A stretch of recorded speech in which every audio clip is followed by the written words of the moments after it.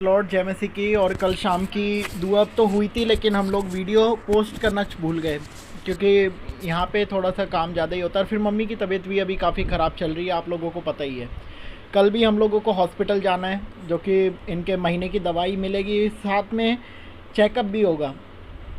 आप लोगों को पता है कि जब अभी मम्मी 9 दिन फिर से वेंटिलेटर पे, 6 दिन थी, बाकी नॉर्मल वार्ड में थी, तो जनरल वार्ड में राजीव गांधी में इनका इलाज चल रहा है। तो वहाँ पे 1 हफ्ते का इनको टाइम दिया गया था कि 1 हफ्ते आप घर में देखो, अगर आपको कोई दिक्कत लगती है तो आप आके दोबारा से चेकअप करवाना, नहीं तो महीने की दवाई तो लेके जाना। तो कल हमें फिर से जाना है, प्रार्थना में रखना।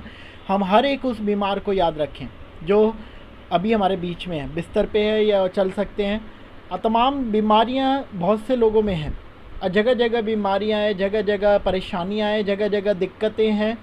और कई बार हम मतलब जाने अनजाने में इनको इनवाइट करते हैं। जाने अनजाने में इसलिए कह रहा हूँ कि कई बार हम लोग खुद ऐसी चीज़ें कर लेते हैं। जैसे मम्मी चलती नहीं है, तो डॉक्टर ने भी कहा कि चलना ज़रूरी है, और वो थोड़ा नहीं बहुत ज़्यादा होना चाहिए। तो चलने से बहुत हद तक बीमारियाँ कंट्रोल होती हैं, ख़त्म होती हैं।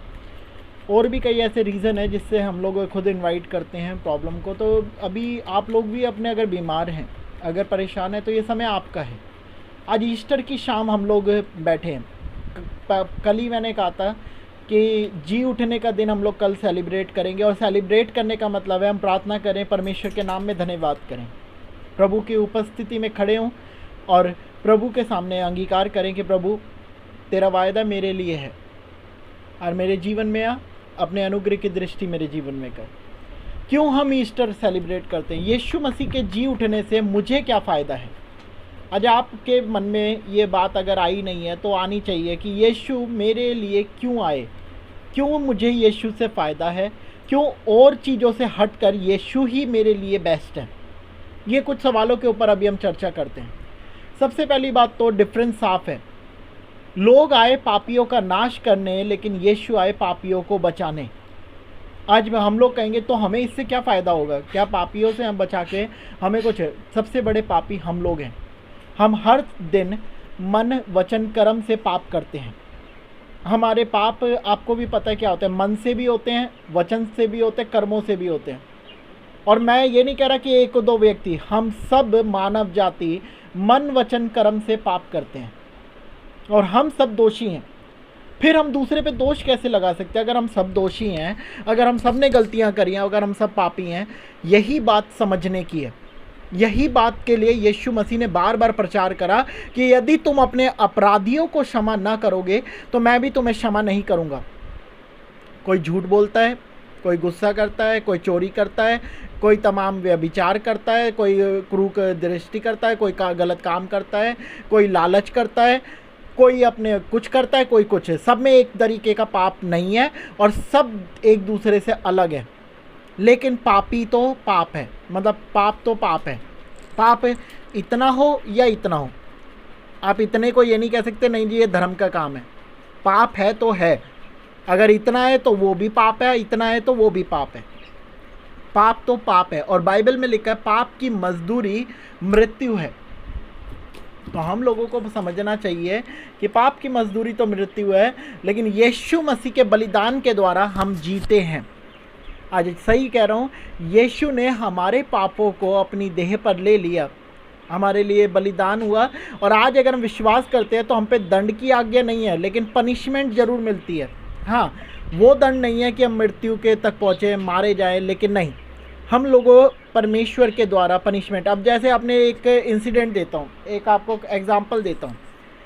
एक व्यक्ति था, उसने खून कर दिया, और अपने घर में जाके अपने भाई से बोला कि जी मैंने खून कर दिया है, अब मैं क्या करूं?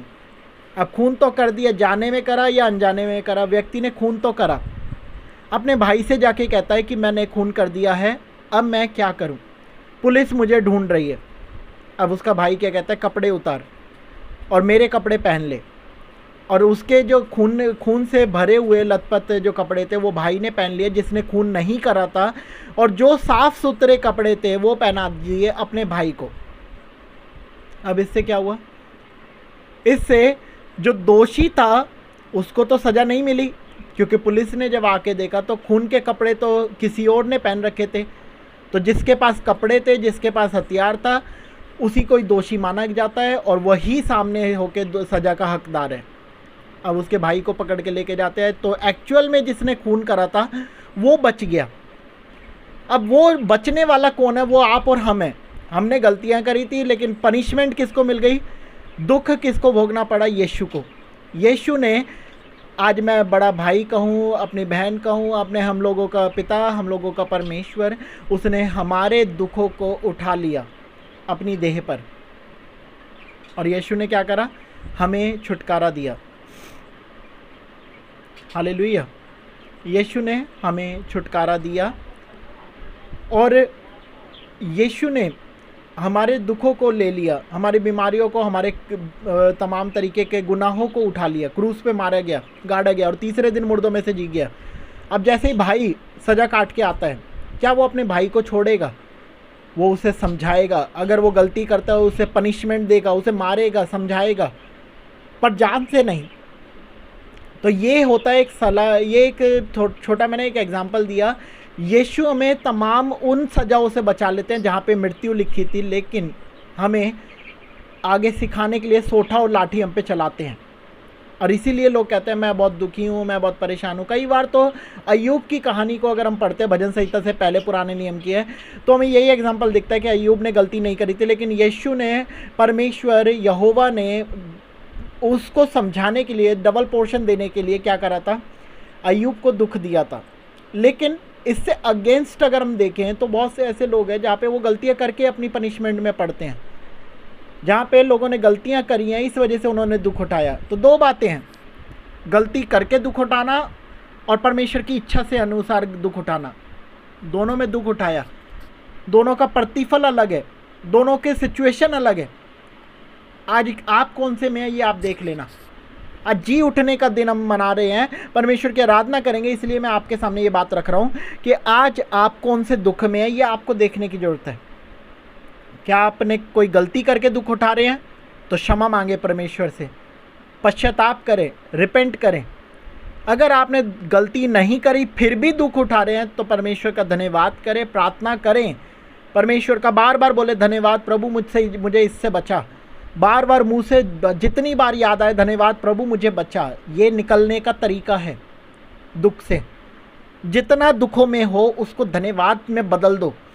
बार बार कहो धन्यवाद पिता, धन्यवाद पिता, थैंक यू जीसस, आपने मुझे नींद अच्छी दी, धन्यवाद पिता मेरी नींद खुल गई, धन्यवाद पिता मुझे भूख लगी, धन्यवाद धन्यवाद धन्यवाद। जितना धन्यवाद उतना परमेश्वर का आत्मा आपके साथ होगा, क्योंकि आप अनाथ नहीं हैं। परमेश्वर ने आपको चुना है अपना पुत्र, अपनी पुत्री, अपना बेटा, अपना दास दासी करके। तो चलिए समय होगा, प्रार्थना में चलें, अपनी आंखों को बंद रखें, एक गीत गाएं।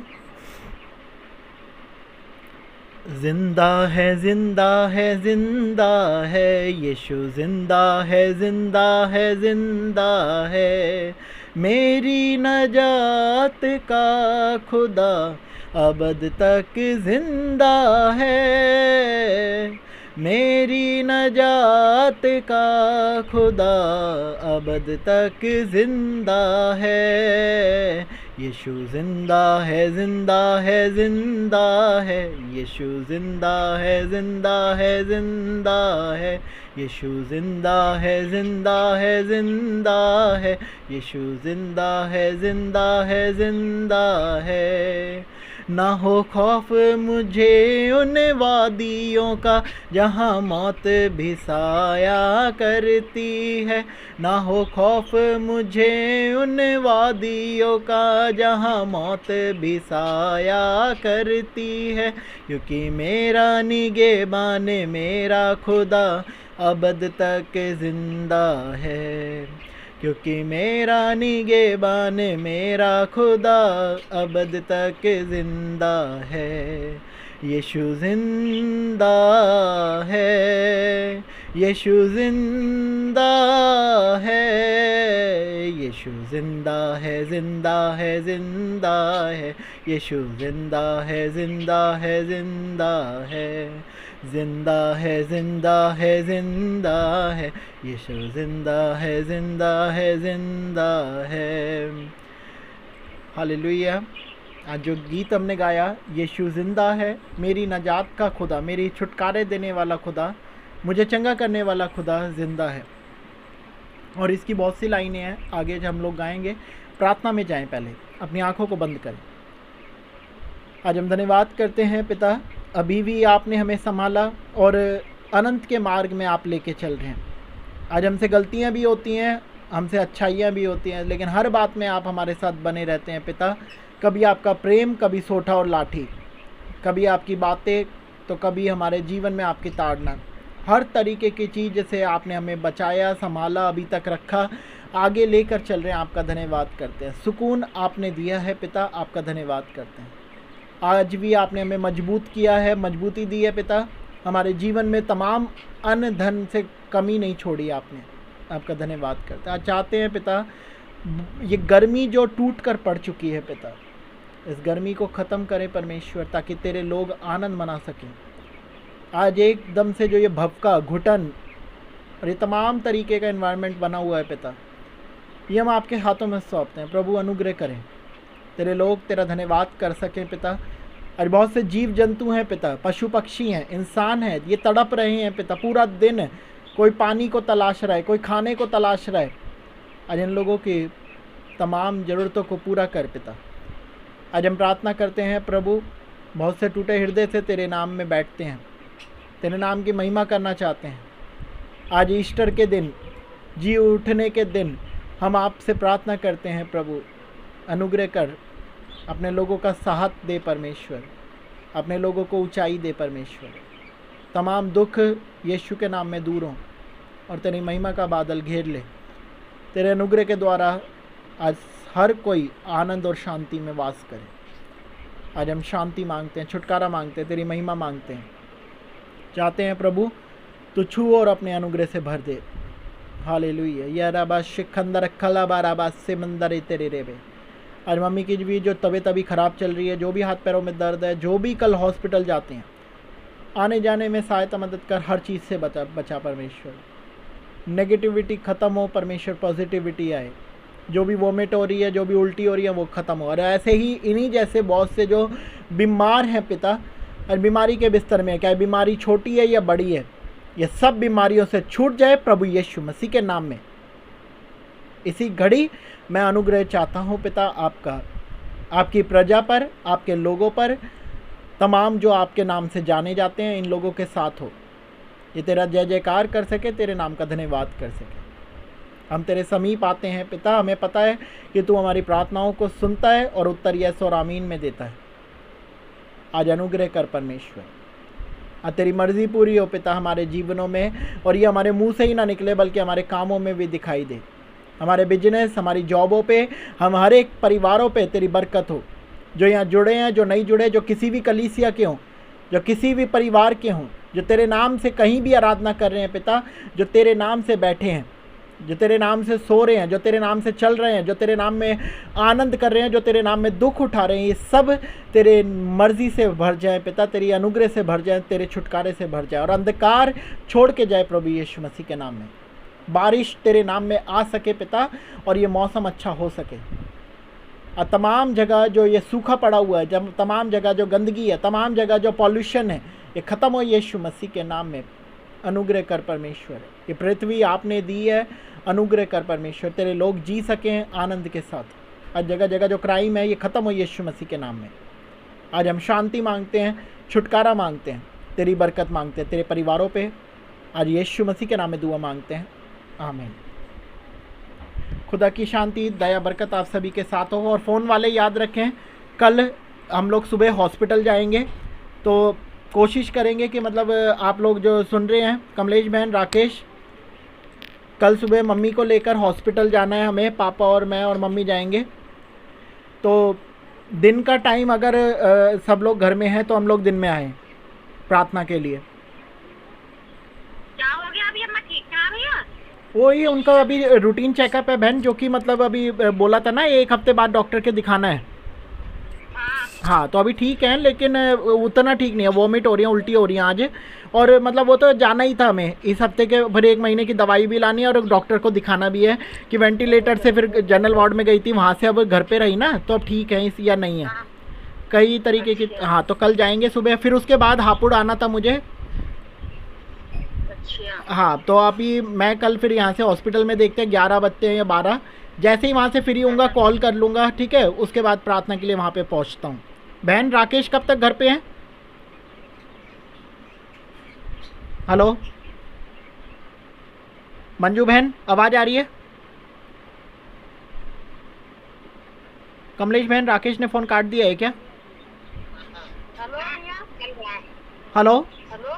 बहन, आप बोलते नहीं हो। मैं कह रहा हूँ कि वे कल राकेश। हेलो हेलो कर रही, आवाज ही ना पहुंच रही मेरी तुम्हारे पास। अच्छा अच्छा, कोई नहीं। मैं ये कह रहा था कल कितने बजे की प्रार्थना के, वो कल राकेश की कौन सी शिफ्ट है? कौन शिफ्ट कर ली? हेलो हाँ भैया बता रही हूँ। 3 बजे से भैया। 3 बजे से ना, कोई नहीं, तब तक तो पहुँच ही जाऊँगा मैं, ठीक है। 1-2 बजे के करीब ही। मेरी तो छुट्टी ना रहने की, मेरी तो 4 बजे छुट्टी हो गया। अच्छा, 4 बजे होती है बहन? तो अभी मैं अभी 15 तारीख से ड्यूटी पे जाने लगी हूँ। मैं स्कूल में जाऊँ तो वो जिम्मेदारी का काम है स्कूल का। अच्छा, आपकी जब जॉब लग गई, चलो खुदा की बरकत हो। कोई नहीं, तो एक काम करेंगे, फ़ोन पे आपको ऐड कर लेंगे, ठीक है। और बाकी जो घर में होंगे उन्हें भेज देना आप, ठीक है। अभी कोई। फोन पे भी मेरा फोन जमा हो जा रहा है, वहाँ पे 4 बजे मिलेगा मुझे फोन। अच्छा अच्छा, तो कोई अभी घर पे रहते हैं? घर पे तो यही रहेंगे, अंकित या सोनम। अच्छा, तो चलो बच्चों को भेज देना, ठीक है। मैं उनसे बात कर लूँगा। फ़ोन जो भी घर में रहेगा एक बार बता देना, नहीं तो सनी के हाथ बुलवा लेंगे, ठीक है। ठीक है। हाँ ठीक है। चलो, कल फिर मैं अपने जैसे ही हॉस्पिटल से फ्री होता हूँ बताता हूँ, ठीक है। ठीक है। हाँ चलो, जय मसीह की। जय मसीह।